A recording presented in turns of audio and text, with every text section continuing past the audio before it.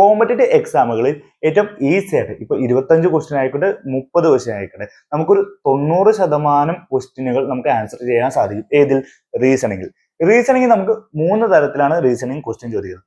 ഒന്ന് verbal reasoning, non verbal reasoning, logical reasoning.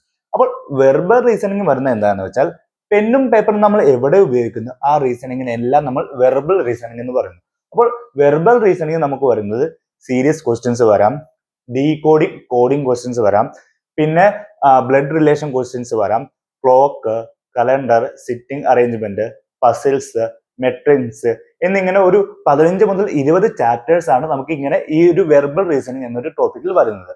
പിന്നെ വരുന്ന നോൺ വെർബൽ റീസണിങ് ആണ്. നോൺ വെർബൽ റീസണിങ് എന്ന് പറയാൻ നേരത്ത് പടങ്ങൾ, അതായത് ചിത്രങ്ങൾ വരുന്ന ഏതൊക്കെ റീസണിങ് വരുന്നു അതിനെയെല്ലാം നമ്മൾ നോൺ വെർബൽ റീസണിങ് എന്ന് പറയുന്നു. നോൺ വെർബൽ റീസണിങ് മെയിൻ ആയിട്ട് നമുക്ക് വരുന്നത് mirror image, water image, counting of figures, പിന്നെ നമുക്ക് ഇങ്ങനെ റൊട്ടേഷൻ വരുന്ന ഫിഗേഴ്സ്.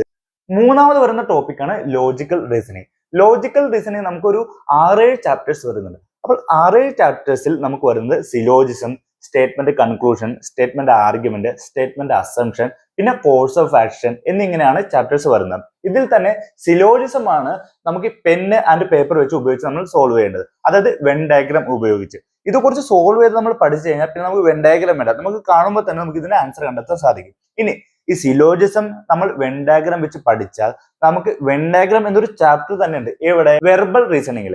അപ്പോൾ ഒരു ചാപ്റ്റർ പഠിക്കാൻ നേരത്ത് അതിനൊപ്പം തന്നെ സബ് ആയിട്ട് നമ്മൾ മറ്റൊരു ചാപ്റ്ററും കൂടി പഠിക്കുന്നു. അപ്പോൾ റീസണിങ് വളരെ സിമ്പിൾ ആണ്. നമുക്ക് ഈസി ആയിട്ട് ഒരു 25 മാർക്കിൽ ഒരു 23 മാർക്ക് എന്തായാലും സ്കോർ ചെയ്യാൻ സാധിക്കും. ഓക്കെ.